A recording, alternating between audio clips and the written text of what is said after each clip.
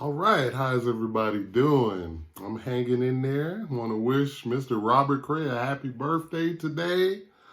And I also want to talk to you about something today. You know, styles, playing certain styles of blues guitar over certain whatever the band's doing, whatever, is it more of a straight ahead Chicago blues? Is it a shuffle blues? Is it a Texas blues? And I think that these rules, of playing certain things over certain grooves really make you stand out kind of. It's really, learning the rules. And then if you want to, change them or do something, then you can write a song or do whatever, or try and find a way to make it your own distinct style or whatever, or it might be a combination of many different things. It's just, for me, when I play something like that, I always think of playing, I call that, like a shuffle, a Uptown blues, sort of like a Uptown, sort of like in the B.B. King. There's, a lot of other great guitar players. Freddie King played in this style, Albert King, to name some more popular blues artists.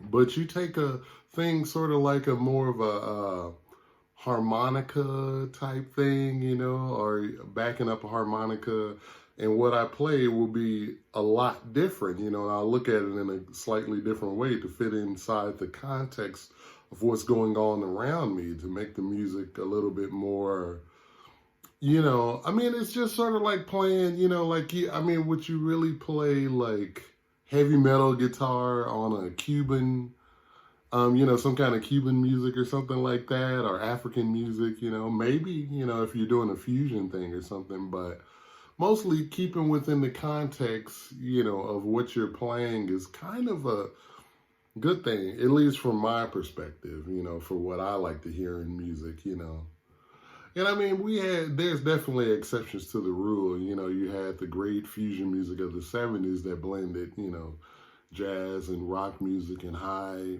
energy music and things. But you had really virtuoso musicians, stretching out and playing a little bit more energetic maybe or something, But just as an example of what I'm saying, like if I play another track, sort of like, say, I call this kind of a Sonny Boy Williamson type groove, but a lot of harmonica players have had the same kind of groove.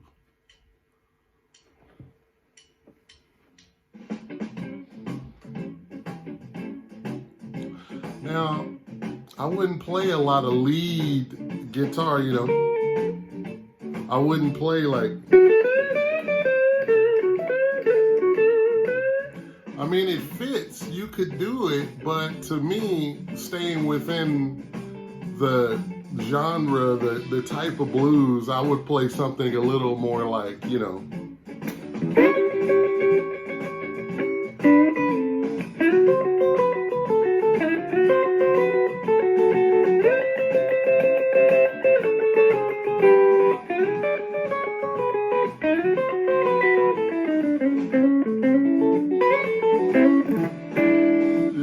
I would do something similar to that, not really string bending, playing little double stops and triads in that style that people like Robert Lockwood Jr. and Luther Tucker, Lewis and Dave Myers, and people like that kind of set up that platform, And for that type of music, if you're going for that thing, I think it's a wonderful thing. And I think it's a wonderful thing to know the difference between playing, city blues or something like that, or maybe, stuff backing up a harp. That to me is fun. Like, how can I make this sound really authentic, And obviously I play and write songs and do more of a contemporary thing, or, combine different elements to come up with something. But, certain genres, certain things in the blues, I think it just sounds really hip to kind of stay within that thing, you know, on certain things, stay within that,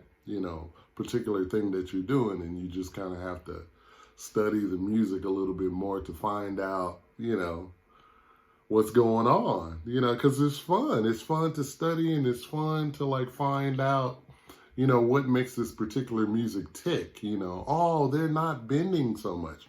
Oh, where they're playing more, you know, triads and stuff like that. Or they're playing more double stops, you know, or it's coming more from a country blues type thing, you know, or whatever. So this is sort of like my own, you know, personal thing that I've done, you know, is just try and stay within the different sections, you know, the little things, you know.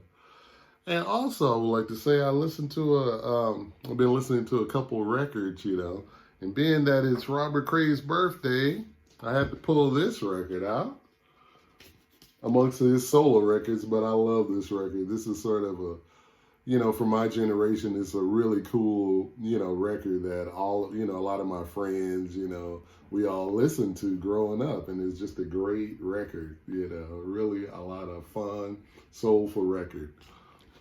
And also, of course, one of my favorite blues singers of all time, probably my favorite blues singer of all time, Mr. Bobby Bland. This record is really amazing. And this is a new, you know, acquisition for me. So I definitely listened to that, you know, and that's it.